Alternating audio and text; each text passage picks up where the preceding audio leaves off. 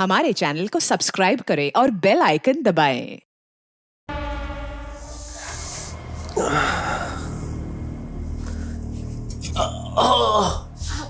क्या हुआ? कुछ नहीं, पेट में दर्द हो रहा है। आप लेटिए, मैं बाम लेकर आती हूँ।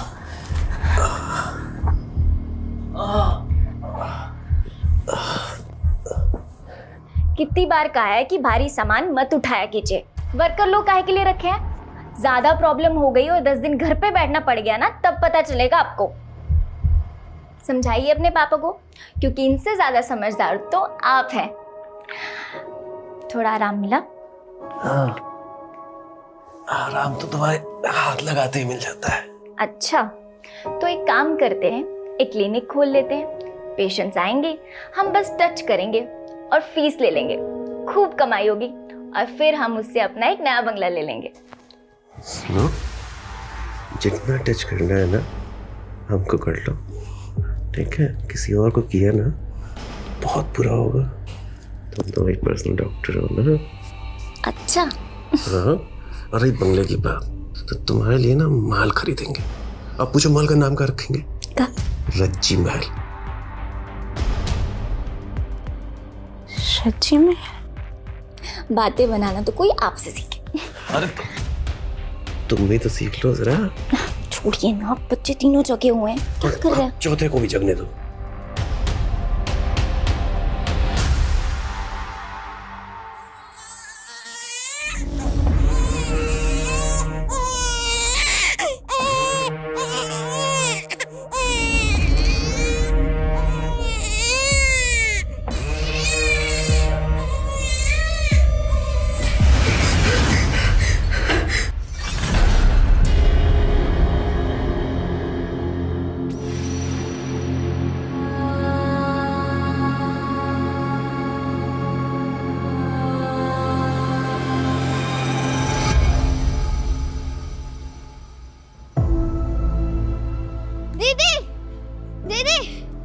देखो आम लाए हैं। आपको खट्टे वाले आम पसंद है ना? कहाँ से लाए हो? चोर! चोर! रुक! रुक! कहाँ भाग के जाएगा? हाँ? छोड़ मेरे भाई को! छोड़! मेरे पकड़ से आम चुराएगा? 3 दिन तक उसी पेड़ से बांध के रखूंगा ना, तब समझ में आएगा। छोड़ दे मेरे भाई को, मैंने तेरे साथ अच्छा नहीं होगा। अरे सुनिए, क्या कर रहे हो आप? पगला रहे हो क्या? अरे पगला तो इसके बच्चे गए हैं। रुकिए, बेटा चोरी करता है और बहन खून। अरे भैया, बच्चों का मैटर है, भीड़ गए होंगे। अरे बच्चों का मैटर? मेरे बेटे को 16 टांके आए हैं, हॉस्पिटल में है वो, पता है? अरे तो उसका खर्चा हम दे रहे हैं ना। अरे रखो अपना खर्चा, हम बता रहे हैं। अगर हमारे बेटे को कुछ हुआ ना, पूरे परिवार में तुम्हारे मातम छाएगा। फिर भैया तुम्हें खर्चा करना सबके। ए भैया जी, ए चुप रहो। नहीं तो अभी के अभी सबका खोपड़ी फोड़ देंगे, बता रहे हैं। अरे का मार बुरा दोगे का इन्हें? हम कह रहे हैं ना आपसे, हम इन्हें समझाएंगे। अरे समझाओ मत, इनको बताओ। जैसे कुत्ते को बांध के रखते ना पट्टे से, अपने बच्चों को बांध के रखे, नहीं तो बता रहे बहुत बुरा होगा। अरे हाँ चरण भैया, हम समझाएंगे ना, आप जाइए ना। और किसी चीज की कोई जरूरत हो तो बताइएगा। अरे नहीं चाहिए हमें कुछ। कहाँ है दोनों? I'm sorry दीदी। तुम तो ए तनु बेटा, क्या हो गया? एक समय ऐसा था कि तुमको गुस्सा ही नहीं आता था, बात बात में भड़क जाती हो। क्या बात हो गया ऐसा? ताऊ जी, वो हमने ही आम चुराया था और कृष भैया हमको मारने लगे। फिर दीदी को गुस्सा आया और बेटा, और तुमने उसका सिर फोड़ दिया? तो बेटा क्या किया तुमने ये? हैं? तो क्या करते हम ताऊ जी? चुपचाप छोटू को मार खाने देते? अरे आम चुराता तो वापस छीन लेता। और ये जब देखो तो हमसे चिपके क्या कर रहता रही है। हो? ताऊ जी, हमारा दिमाग ऐसे ही खराब था। किस और बात ऊपर से किस बात पे दिमाग खराब हो गया तुम्हारा? कोई तुमको तंग किया? कोई बात हुआ? ताऊ जी वो अनु, छोटू, अरे जिंदगी बर्बाद करके रख दिया। ए प्रभात, ए सुनो सुनो सुनो सुनो सुनो सुनो सुनो सुनो तुम। अरे ए बच्चा लोग पे गुस्सा मत करना। गुस्सा हमको आ रहा है भैया, लेकिन इन दोनों पे नहीं। आप पे आ रहा है। कहीं करनी तो इनका है, लेकिन करवाने वाला कौन है? आप और भाभी। क्या आप बोल रहे हो? पगला गए हो? बकवास करे जा रहे हो? ना हम पगला गए, ना हम बकवास कर रहे हैं। समझ में आ रही बात? हम बोल रहे हैं सच। आप दोनों ने मिलकर हमारा जीना दुश्वार कर दिया है। तो छोटे भाई हैं हम आपके, दुश्मन नहीं है। चले जाएंगे, ज्यादा समय नहीं है। चलो रखो इसको, चलो तुम दोनों, चलो। देखो प्रभात, अरे नहीं सुनना, चलो। ये कोई तरीका है?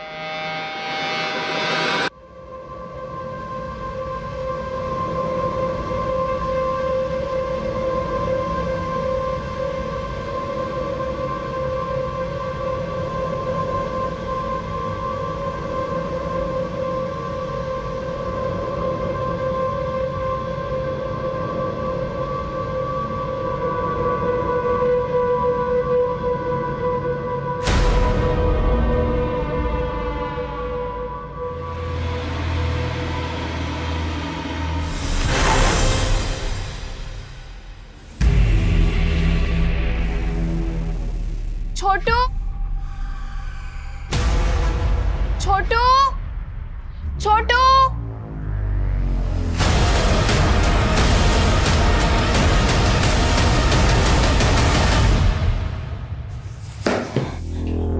इस पे गुस्सा करने से कुछ नहीं होगा। जब तक हम बर्बाद नहीं हो जाते ना, ये सब बंद नहीं होने वाला। कहाँ मिला है तुमको? घर के बाहर। जब से ये सब मिलने लगा है ना कुछ गलत होता जा रहा है। अपनी तनु कितनी शांत स्वभाव की थी, कोई सोच भी नहीं सकता कि पत्थर मार के किसी का सर फोड़ देगी। अगर हम रंगे हाथ पकड़ लेते ना तो वही हाल करते जो तनु ने कृष का किया।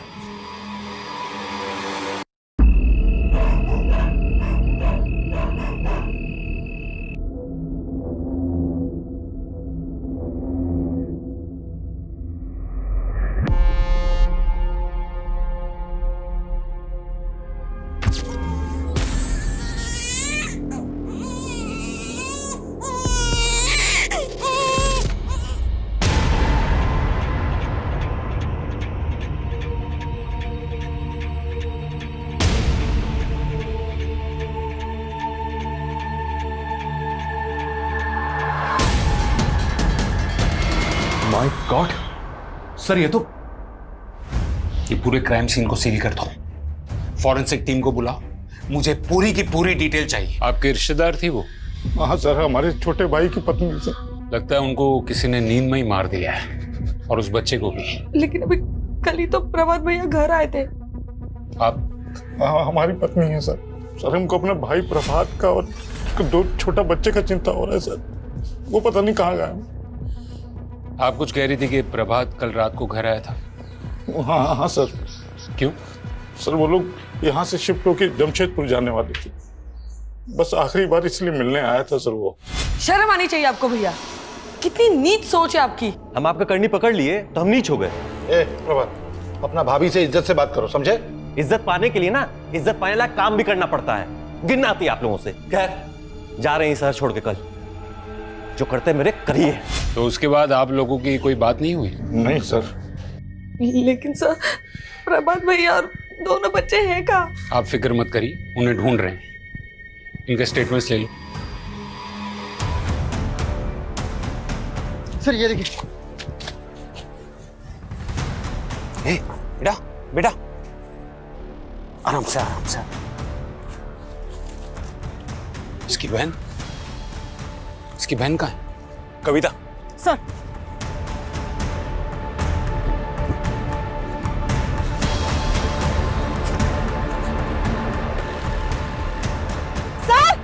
यहाँ देखिए। इसको संभालो।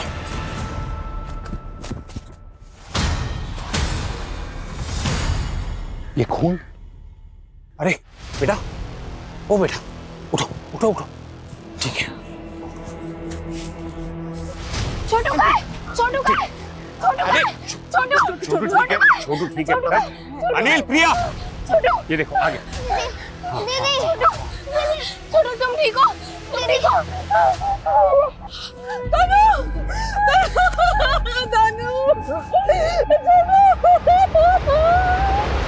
लगता है सर इसी पत्थर से मारा गया। इसको फॉरेंसिक के हवाले कर दो, शायद कुछ मिल जाए। Right sir. अनिल, कुछ और मिला? नहीं सर, घर में कहीं भी हाथापाई के कोई निशान नहीं है। बैग के और लगेज भी वहीं का वहीं है। ऐसा लगता नहीं कि कुछ भी चोरी हुआ है। इसका मतलब है जिसने भी मारा है वो मारने के इरादे से ही आया था। मकसद चोरी नहीं बल्कि इनका मर्डर ही था। Right sir. मनीष, उस लड़की ने जरूर कुछ न कुछ देखा है। उसके चेहरे पर, उसके कपड़ों पर खून के छींटे। सवाल ये उठता है कि वो घर के बाहर पीछे वाले जंगल में कैसे पहुंचे।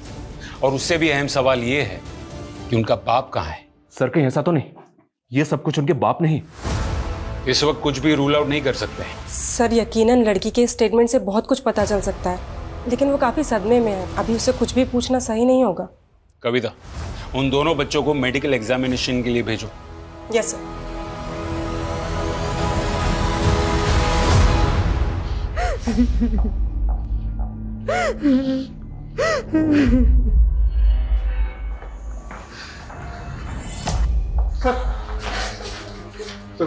सर क्या बोले डॉक्टर?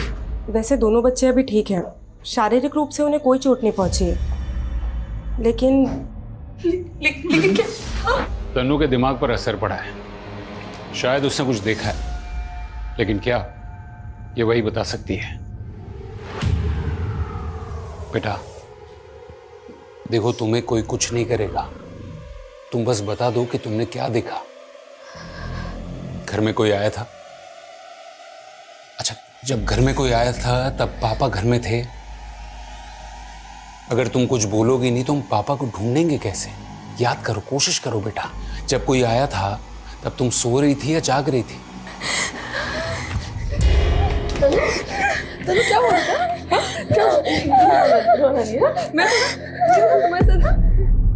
इसमें तो कोई शक नहीं है कि जब मर्डर हुआ तब तनु वहीं पर थी, क्योंकि तनु जब हमें जंगल में मिली तब उसके चेहरे पर और कपड़ों पर खून के छींटे थे। तनु और उसका छोटा भाई दोनों उसी कमरे में थे, पर किलर ने उनको नहीं मारा।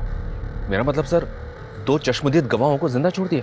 या तो किलर उनको जानता होगा और वो उनसे इतना प्यार करता होगा कि वो उन्हें मारना नहीं चाहता होगा, यानी कि उनका बाप था। या फिर किलर ने उनको देखा ही नहीं होगा और तनु ने समझदारी दिखाई और वो अपने भाई को लेकर वहां से चुपचाप भाग गई। सर, प्रभात और रज्जी का फोन मिला है घर पे। हमने दोनों फोन फॉरेंसिक और साइबर वालों को दे दिए। तनु के लिए काउंसलर का इंतजाम हो गया? यस सर, कल से सेशन स्टार्ट हो जाएगा। छोटू, ले बेटा दूध पी ले। नहीं, छोड़ो। क्या दे रहे तुम मेरे भाई को? क्या हुआ तुमको? क्या हुआ? क्या हुआ बेटा? हाँ? धर्म? पता नहीं, मैं तो दूध लेके आया था छोटू के लिए जो आपने मुझे दिया था। इतने में तनु ने मेरे हाथ से छीन लिया। बेटा, ये तुम्हारे मामा है ना? हाँ? क्या हो? वो ताई जी, हमें छोटू को दूध पिलाना था। ठीक है, पिला। अरे छोटू, दूध पी ले। मैंने क्या किया है? इसी का दिमाग खराब हो।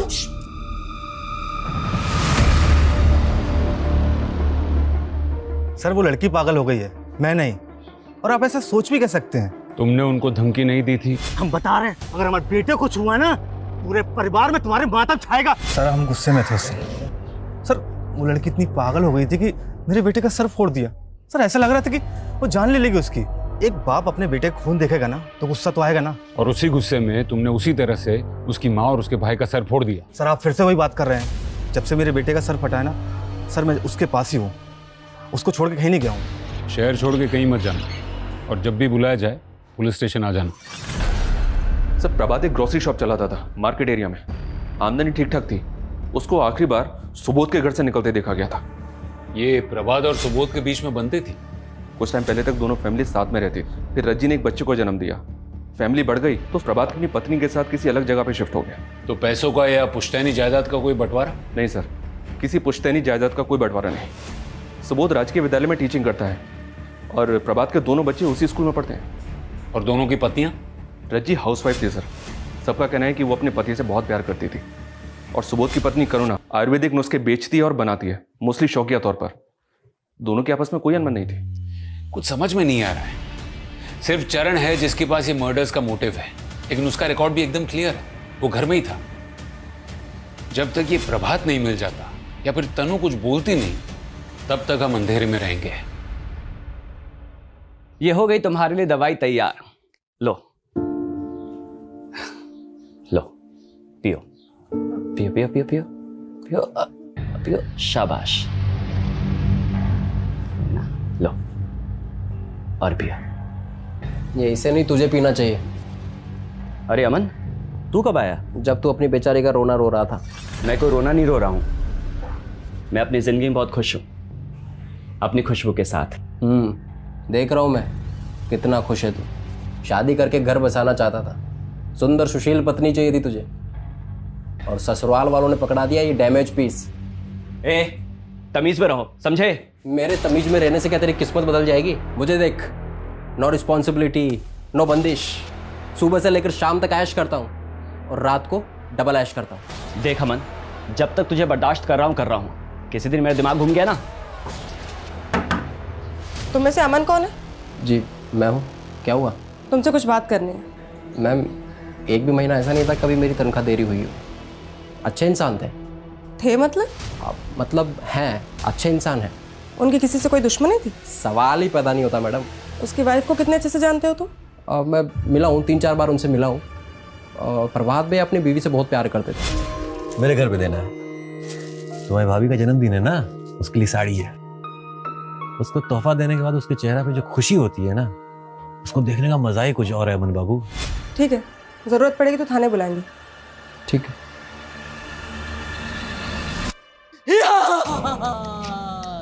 मैं ड्रैगन हूँ, मैं सबको खा जाऊंगा। मुझे सिर्फ छोटू की हंसी रोक सकती है, नहीं तो मैं अमर हूँ।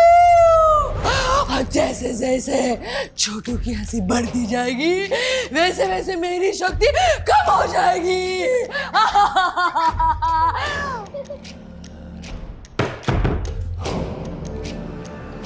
ताई जी, ताई जी।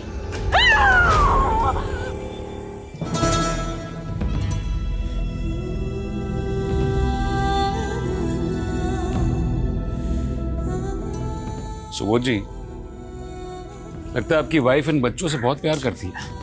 हाँ सर, करुणा के अलावा इन बच्चा लोग को इतना जल्दी कोई भी ठीक नहीं कर सकता था। इसका जान बसता था बच्चों में। और प्रभात की? मेरा मतलब है प्रभात भी इन बच्चों से उतना ही प्यार करता था। सर, जितना आप करुणा का प्यार देख रहे हैं ना, उससे कहीं ज्यादा। प्रभात का पूरा जिंदगी बच्चा लोग और रज्जी के इर्द गिर्द घूमता है सर। अगर ऐसा है तो फिर ये प्रभात गायब कहाँ हो गया? हम जान रहे हैं सर आप क्या बोलना चाहते हैं, लेकिन हम पूरा विश्वास के साथ कह रहे हैं कि जो कुछ हुआ है ना, इसमें प्रभात का कोई हाथ हो ही नहीं सकता है सर। या तो प्रभात खुद ही कोई मुसीबत में फंस गया है, या वो रज्जी के पास। सर, रज्जी के फोन से कुछ मीडिया डिलीट किया गया था, उसे रिट्रीव किया जा रहा है। रज्जी और प्रभात के कॉल रिकॉर्ड्स भी आ गए हैं। इनको ना तो किसी अननोन नंबर से कॉल आया था, ना ही इन्होंने किसी को कॉल किया है। इनफैक्ट सिर्फ 2 कॉल्स प्रभात को दुकान से आए थे, बाकी सारी कॉल्स उनके आपस में ही है सर। सर पोस्टमार्टम रिपोर्ट आ गई है। तनु के कपड़े पे जो खून के छींटे थे, उसका भी फॉरेंसिक एनालिसिस आ गया। जिसका मतलब है जब मर्डर हुआ तब तनु 100% वहीं थी। और सर पोस्टमार्टम रिपोर्ट में वही आया जैसा हमने सोचा था। सर क्राइम सीन पे जो पत्थर मिला था, सर मर्डर उसी पत्थर से किया गया है, लेकिन सर कोई फिंगरप्रिंट या फिर डीएनए रिट्रीव नहीं हो पाया।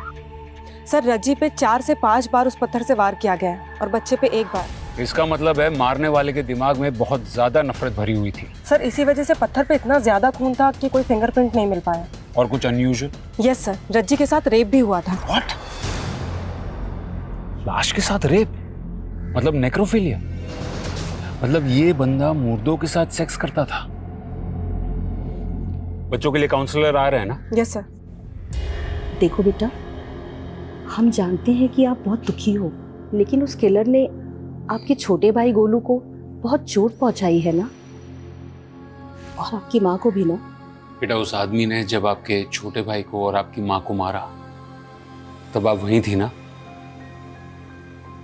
क्या हुआ था वहां? आपने उस आदमी की शक्ल देखी थी ना? तनु,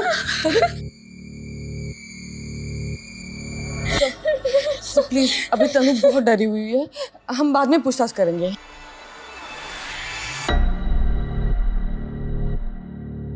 सर मैं समझती हूँ, आपके लिए जानकारी बहुत जरूरी है। मैडम, सिर्फ जानकारी जरूरी नहीं, जानकारी का जल्द मिलना भी जरूरी है। कहीं ऐसा ना हो जाए कि जब तक हमें किलर का पता चले तब तक वो अंडरग्राउंड हो गया हो। आई अंडरस्टैंड सर, पर तनु अब तक सारी बातें बताने के लिए पूरी तरह से तैयार नहीं है।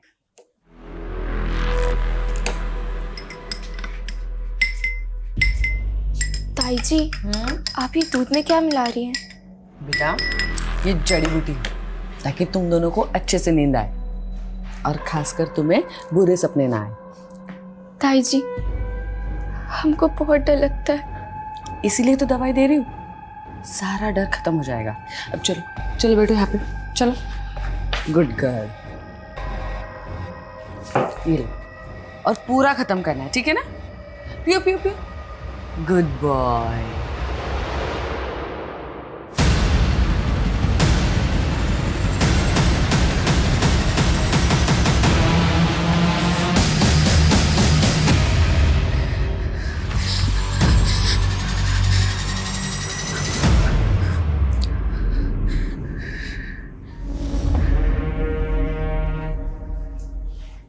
शाची महल। May I come in, sir? Come in. Sir Rajji के फ़ोन से जो मीडिया फाइल डिलीट हुए थे वो मिल गए। कुछ पिक्चर्स थे सर ये। मतलब रज्जी किसी और के साथ? क्योंकि फोटो में इस आदमी की डील डॉल देखकर ये तो साफ पता चलता है कि ये प्रभात नहीं है। सर हो सकता है रज्जी को कोई ब्लैकमेल कर रहा हो। मुमकिन है सर प्रभात ने ये फोटो देख ली और गुस्से में आकर उसने रज्जी का खून कर दिया। गुस्से की वजह अगर बेवफाई है तो इंसान हैवान बन जाता है, वो कुछ भी कर सकता है। लेकिन उसने अपने बच्चे को क्यों मारा होगा? हो सकता है सर प्रभात को ये शक हो गया हो कि ये बच्चा उसका नहीं है, इसी आदमी का है, और शायद इसी वजह से। और सर उसके भैया भाभी बच्चों से जितना प्यार करते हैं उसे यकीन होगा कि वो उन्हें संभाल लेंगे। सर तनु ने अपने बाप को ही मर्डर करते हुए देखा होगा, शायद इसी वजह से वो ज्यादा सदमे में है और हमें कुछ बता नहीं पा रही है। लेकिन जब तक प्रभात नहीं मिल जाता तब तक सच्चाई बाहर नहीं आएगी। ये प्रभात के नाम का डबल अलर्ट जारी करो और साइबर टीम से कहो कि ये पता करे कि रज्जी को ये फोटोज किस नंबर से भेजे गए थे, और फॉरेंसिक डिपार्टमेंट से कहो कि उस बच्चे की डीएनए टेस्ट भी करवाए। सर हमको भी तो पता चले कि वो बच्चा प्रभात का था भी या नहीं। Okay sir.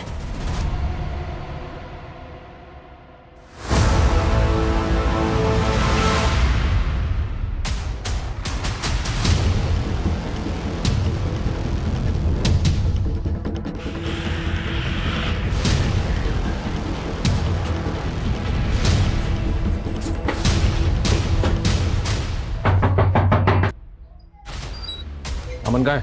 समीर कौन है? चल अरे अरे सर मैंने क्या किया सर? अभी थोड़ी देर में तो खुद बताएगा कि तूने क्या किया है। सर पर हुआ क्या है? सर सर सर लेके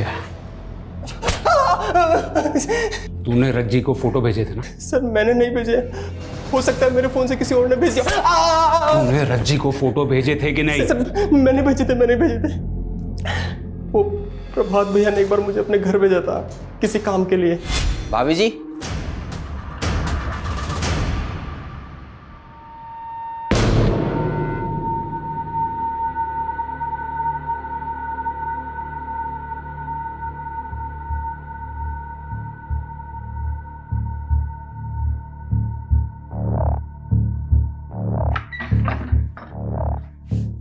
अमन भैया आप कब आए? अभी कुछ देर पहले, जब आप अपने कपड़े पहन रही थी। ये क्या बकवास कर रहे हैं आप? विश्वास नहीं होता आपको? हाँ? ये देखिए, अच्छी है ना वीडियो? डिलीट कीजिए नहीं तो। अरे ऐसे कैसे डिलीट मार दें? हाँ अभी आपने सब कुछ दिखाया है तो हम भी तो कुछ दिखाएंगे। बाकी के 2 बच्चों को क्यों छोड़ दिया? सर हम सच कह रहे हैं, बच्चे को और भाभी को मैंने नहीं मारा। ये सब किसने किया मुझे नहीं पता। लेकिन तनु को पता है, उसने देखा था तुझे। अच्छा बेटा बताओ ये कौन है? अमन चाचा। बेटा उस रात वहां पर अमन चाचा ही थे ना? नहीं बेटा ठीक से याद करो, उस रात वहां पर अमन चाचा ही थे ना? उन्हीं ने तुम्हारी माँ को और तुम्हारे भाई को मारा ना? नहीं अमन चाचा नहीं थे वहां पे। सर अमन का कहना है कि प्रभात को उसके और रज्जी के बारे में कुछ पता नहीं था। जाहिर है, क्योंकि अगर प्रभात को पता चला होता और उसी वजह से उसने रज्जी को मारा होता तो वो अमन को भी नहीं छोड़ता। सर बच्चे की डीएनए रिपोर्ट आ गई। गोलू प्रभात का ही बेटा था, तनु और छोटू का सगा भाई। सर हम इस केस के तकरीबन हर पहलू को इन्वेस्टिगेट कर चुके हैं, ना तो हमें अभी तक कातिल मिला है और ना इस कातिल के बारे में कोई क्लू मिला है। यू राइट, अब तक हम इस केस के हर पहलू की तहकीकात कर चुके हैं, सिवाय एक। शुरू से हम सुनते आ रहे हैं कि प्रभात और रज्जी जमशेदपुर शिफ्ट हो रहे हैं। कहीं ऐसा तो नहीं है कि इस वारदात की जड़ें वहीं से उगी हों?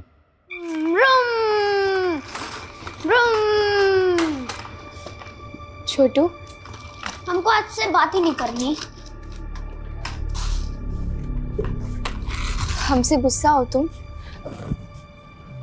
देखो हमें तुम्हारी फिक्र है ना, इसलिए हम कभी कभी तुम पर गुस्सा करते हैं। कभी कभी तो आपसे डर भी लगता है। तुम्हें कुछ नहीं हो, इसलिए तो हम तुम्हें कभी अपनी आंखों से दूर होने नहीं देना चाहते ना। अच्छा सॉरी, कान पकड़ के सॉरी। मम्मी पापा तो छोड़ के चले गए, अगर आप भी ऐसा करोगे तो। सॉरी बोला ना, अब आजा जल्दी से। ये अब से हम लोग हमेशा साथ रहेंगे, खुश रहेंगे। हाँ दीदी, पर रहेंगे कहाँ? मैडम, हम प्रभात को 20 सालों से जानते थे। वो बहुत अच्छा आदमी था। उनकी किसी से कोई दुश्मनी? सवाल ही नहीं उठता मैडम। लेकिन वो कहते हैं ना, घर का भेद ही लंका ढाए। क्या मतलब? मतलब उनके भैया और भाभी उनके दुश्मन बने बैठे थे। लेकिन हमें तो पता है कि भैया भाभी दोनों बच्चों से बहुत प्यार करते थे। मैडम, हम कहाँ मना कर रहे हैं इस बात से, लेकिन ज़रूरत से ज़्यादा प्यार भी जहर बन जाता है। करुणा भाभी प्रभात को अपने बच्चे की तरह समझती थी। रज्जी को भी फूलों की तरह रखती थी करुणा भाभी। लेकिन फिर तन्नू के जन्म के बाद करुणा भाभी ने बच्चे की सारी जिम्मेदारी अपने सर पर ले ली। कभी कभी तो यही समझ नहीं आता था कि बच्चे की माँ रज्जी है या फिर करुणा भाभी। बस यही बात रज्जी को खलने लग गई। हमें पता है कि जब प्रभात ने अलग होने की बात की थी तो दोनों भाइयों में काफ़ी कहासुनी हुई थी। जी बिल्कुल मैडम। करुणा भाभी की तबीयत फिर बिगड़ने लग गई। उन्हें दौरे से पड़ने लग गए। सुबोध भैया ने उनका इलाज कहाँ कहाँ नहीं करवाया। लेकिन फिर दोनों भाइयों के बीच में एक समझौता हुआ कि करुणा भाभी कभी कभी बच्चों से मिलती रहेगी। थोड़ा समय लगा, लेकिन करुणा भाभी ने इस समझौते को स्वीकार लिया। सर, जमशेदपुर से कोई खास खबर नहीं है। सिर्फ इतना पता चला है कि प्रभात ने वहाँ पे घर किराए पे लिया था जहाँ वो शिफ्ट होने वाला था। हाउस ओनर नेबर से भी बात की, पर कुछ अनयूजुअल मिला नहीं। लेकिन एक बात तो साफ है कि यहाँ करुणा और सुबोध ये बिल्कुल भी नहीं चाहते थे कि प्रभात और उसका परिवार शहर छोड़ के जाएं। करुणा जी, सुना है वो अपनी ममता में इतनी बेकाबू हो गई थी कि प्रभात और उसका परिवार शहर छोड़कर न जाए, इसलिए आपने टोने टोटके का सहारा लेना शुरू कर दिया था।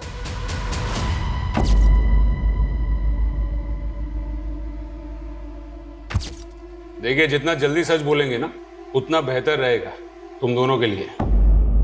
सर, हम अपना करुणा को टूटते हुए नहीं देख सकते थे सर। इसमें हमारा जान बसता है, और अगर ये मां नहीं बन सकती है तो इसमें इसका क्या गलती है सर? और क्या किया है इसने? बस बच्चा लोगों को प्यार किया है ना सर। आप बताइए, बच्चा लोगों को प्यार करना कोई कानूनी जुर्म होता है क्या? और सर, बात सिर्फ उनके यहाँ जाने की नहीं थी। तनु की मानसिक स्थिति ठीक नहीं रहती थी। उसे नजर लग गई थी और वो बहुत चिड़चिड़ करने लगी थी। इसलिए मैंने सोचा कि अगर मैं काला जादू करूंगी तो वो थोड़ी ठीक हो जाएगी। आखिरी बार जब प्रभात तुमसे मिलने आया तब तुम्हारी उससे लड़ाई हुई थी?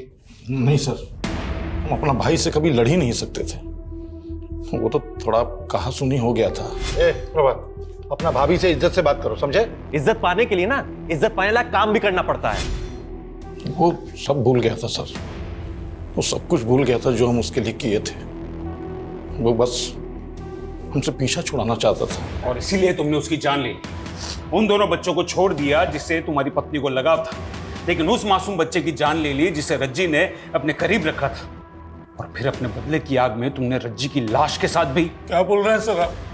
कितना घिनौना इल्जाम लगा रहे। सर, कैसी बातें कर रहे हैं आप? सर, हमने ऐसा कुछ नहीं किया। मैं कह रही हूँ ना, हमने कुछ नहीं किया है सर, कुछ नहीं किया है। इनके खिलाफ हमारे पास कोई सबूत नहीं है। सर, तनु इनके ही घर में रह रही है। कहीं ऐसा तो नहीं कि इनके डर से वो कुछ नहीं कर रही?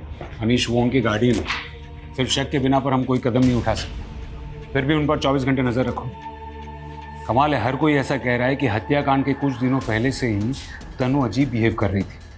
वो अपने छोटे भाई के लिए वो क्रिश पर जानलेवा हमला भी कर दी। अरे वाह तनु बेटा, आज तो आपके चेहरे पे न गुस्सा है न डर।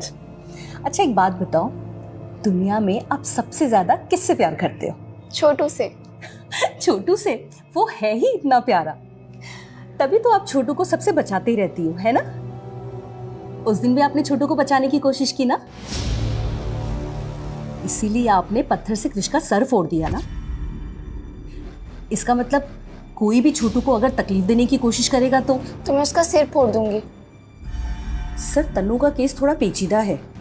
उसे अपनी माँ की मौत देखने का, अपने भाई की मौत देखने का, अपने बाप के लापता होने का दुख तो जरूर होगा, पर उससे भी ज्यादा सदमा उसे छोटू को कुछ हो जाने के डर का है। इसका मतलब है कुछ ऐसा हुआ होगा जिसे तनु को लगे कि छोटू को खतरा है। वो छोटू को लेके अब भी इतनी पॉजिटिव है कि किसी को भी उसके करीब जल्दी जाने ही नहीं देती। जिस खतरे से तनु अपने भाई को बचाना चाहती है, क्या वो खतरा उसकी माँ और भाई की मौत से जुड़ा हुआ है या फिर उसके डर की वजह कुछ और ही है?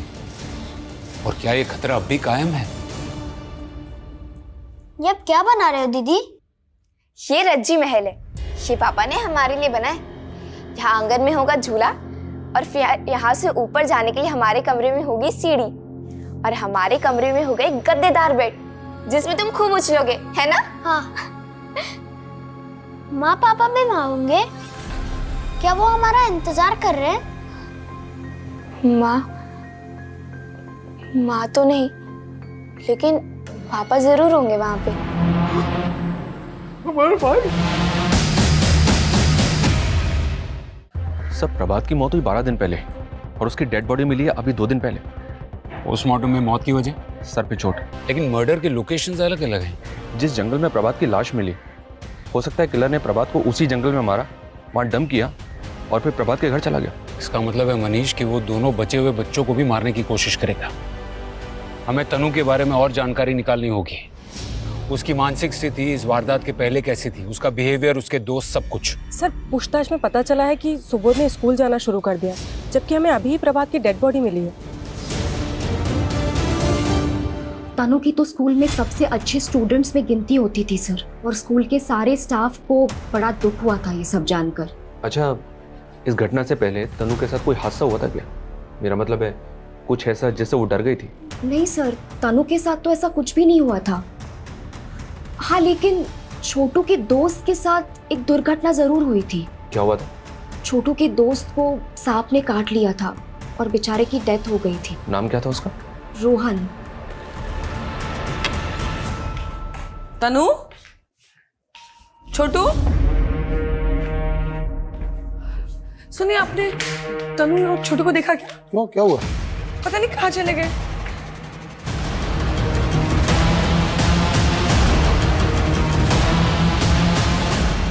स्कूल स्टाफ का कहना है सर कि छोटू के फ्रेंड रोहन की मौत सांप के काटने से हुई थी, जबकि रोहन के नेबर्स का तो कुछ और ही कहना है। क्या मतलब? उनका कहना है कि रोहन ने पॉइजन खा के आत्महत्या कर ली थी। क्या?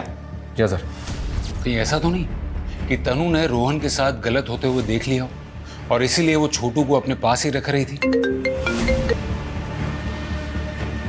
हाँ बोलिए। हेलो सर, हमारे बच्चे कहीं नहीं मिल रहे सर, हमने हर जगह ढूंढ लिए, कहीं नहीं मिल रहे सर, आप प्लीज हमारे बच्चे को ढूंढ लीजिए।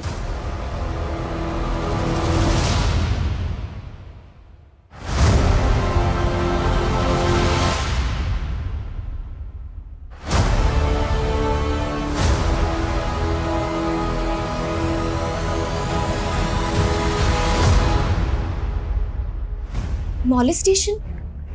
सर मैं यकीन के साथ तो नहीं कह सकती, लेकिन एक आदमी को देखा गया है स्कूल में जो अक्सर बच्चों के काफी करीब रहता था।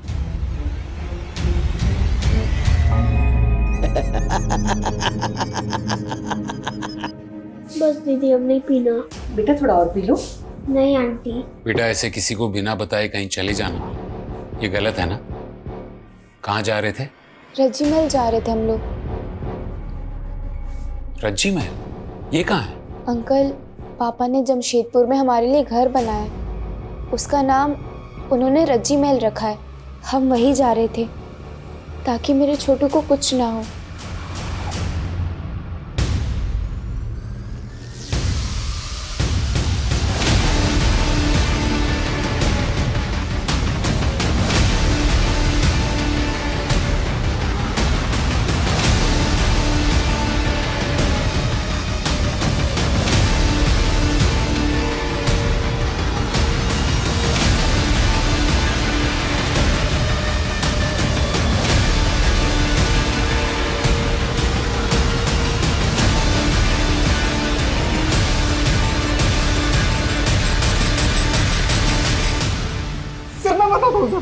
मैं सब कुछ सच बताता हूँ, मारिए मत सर। चल बोल।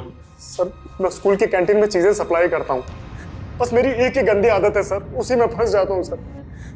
सर ऐसे ही एक दिन मुझे रोहन मिल गया, फिर मौका था तो सर मैंने लेकिन फिर अचानक मैंने देखा कि तनु ने मुझे देख लिया था। और रोहन ने तो आत्महत्या कर ली, लेकिन तुझे डर था कि तनु कहीं तेरा राज न खोले, इसलिए सबसे पहले तूने प्रभात को मारा और फिर उसके घर गया उसके पूरे परिवार को मारने के लिए। सर मैं मानता हूँ कि मैं गंदा आदमी हूँ, पर सर मैं कातिल नहीं हूँ सर, मेरे यकीन मानिए सर। अच्छा बेटा बताओ, आपने उसका चेहरा देखा था? कौन था वो? बताओ बेटा, कौन था वो? क्या वो धर्म मामा थे या कोई और? मुझे इसी बात का डर था। तन्नू का दिमाग उस हादसे की याद को दबाने की कोशिश कर रहा है। हमको उसका चेहरा याद नहीं है, एकदम याद नहीं है। अगर वो कह रही है कि उसे कुछ याद नहीं, तो वो झूठ नहीं बोल रही, बल्कि उसका दिमाग उसके साथ खेल रहा है। उसका ब्रेन उसे ये सोचने पे मजबूर कर रहा है कि छोटू की जिंदगी की सलामती ही उसके लिए सबसे ज्यादा जरूरी है। हमें उसे थोड़ा और वक्त देना चाहिए। अमन, सुबोध और धर्म, ये हमारे 3 सस्पेक्ट्स हैं। अमन और धर्म सेक्सुअल ऑफेंडर्स की लिस्ट में आते हैं और वो हमारी हिरासत में। अमन और धर्म ने बाकी सारी चीजों को मान लिया है, लेकिन ट्रिपल मर्डर से साफ इनकार कर दिया है। फॉरेंसिक भी धर्म के फेवर में है। किसी ने भी उसे प्रभात के घर आते जाते देखा नहीं है, यहाँ तक कि उसकी फोन की लोकेशन भी वहां की नहीं है। ये रैंडम किलिंग भी नहीं हो सकती सर, क्योंकि प्रभात को उसके घर में नहीं मारा गया। इसका मतलब साफ है, प्रभात को मारने वाला उसको और उसकी फैमिली को अच्छी तरह से जानता था। बिल्कुल, उसने पहले प्रभात को मारा होगा और फिर वो उसके घर गया होगा। रात का वक्त था, इसलिए जाहिर है सब लोग सो रहे होंगे और इसलिए वो दीवार फांदकर कुंडी तोड़कर घर में घुसा होगा। उसे कहीं विश्वास था कि तनु और छोटू कुछ नहीं बता पाएंगे, इसलिए रज्जी और छोटे बच्चे को मारने के बाद वो उन दोनों के पीछे भागा नहीं, ना ही उन्हें ढूंढने की कोशिश की, बल्कि मरी हुई रज्जी का रेप करने लगा। ये ट्रिपल मर्डर को अंजाम देने वाला घर में सिर्फ और सिर्फ अपने दिमाग के फितूर को शांत करने आया था। अपने नेटवर्क को और भी ज्यादा एक्टिवेट करो, खबरियों की मदद लो और ये जानने की कोशिश करो कि उनकी फैमिली में दूर दूर तक ऐसा कोई रिश्तेदार है जिसकी सेक्सुअल दरिंदगी की हिस्ट्री हो। Okay sir. Okay sir.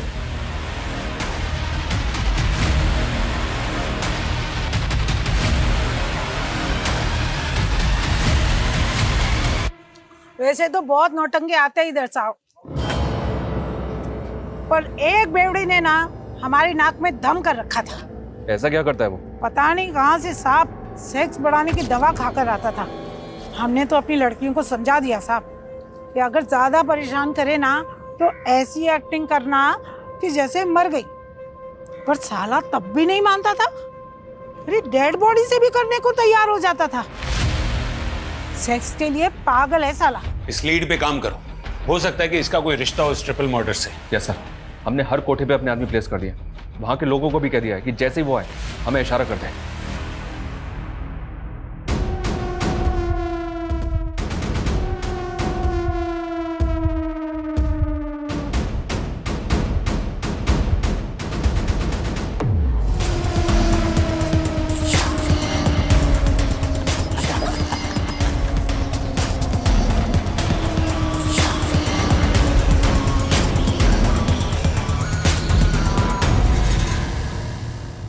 Sameer Sheikh, अमन का बड़ा भाई। नहीं सर, नहीं सर, नहीं सर। चल बोल। अमन ने मुझे रज्जी के साथ वाला वीडियो दिखाया था। रज्जी बहुत सुंदर थी। मैं उसे हर हाल में पाना चाहता था, भले ही एक रात के लिए सही। लेकिन वो लोग शहर छोड़ के जाने वाले थे, तो मैंने भी उम्मीद छोड़ दी थी। अपने पागलपन में मुझे ऐसी ही औरतों के साथ सेक्स करना पसंद है जो आधी मरी से हो। मैंने तो बस इसलिए मारा था ताकि वो बेहोश हो जाए और मुझे पहचान न सके। लेकिन वो तो मर गई। और वो बच्चा, उसकी आवाज मेरे कान में चुभ रही थी। मैं उन दोनों बच्चों को भी मारना चाहता था, पर पता नहीं वो लोग कहां गायब हो गए। इतनी हैवानियत, इतनी दरिंदगी।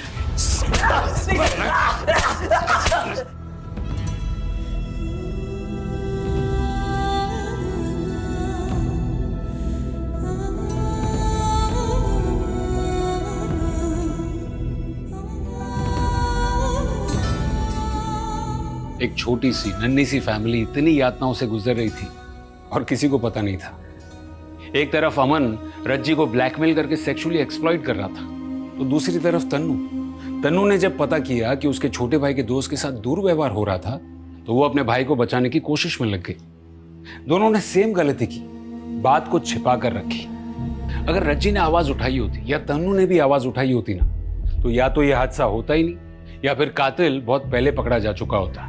और रही बात समीर की, तो न सिर्फ अपनी सेक्स की ताकत बढ़ाने की दवाइयों का डबल डोज ले रहा था, बल्कि अपनी पत्नी को गलत दवाइयां देकर एक जिंदा लाश बनाकर रख रहा था। ताकि वो अपने सेक्सुअल इरादों को उसके साथ जी सके। हर बीमारी का इलाज होता है अगर सही समय पर पहचान ली जाए तो। अगर हम अपने प्रॉब्लम्स को छिपाने के बजाय उसे शेयर करें, सही लोगों तक पहुंचने की कोशिश करें, तो बड़े से बड़ा हादसा होने से टल सकता है।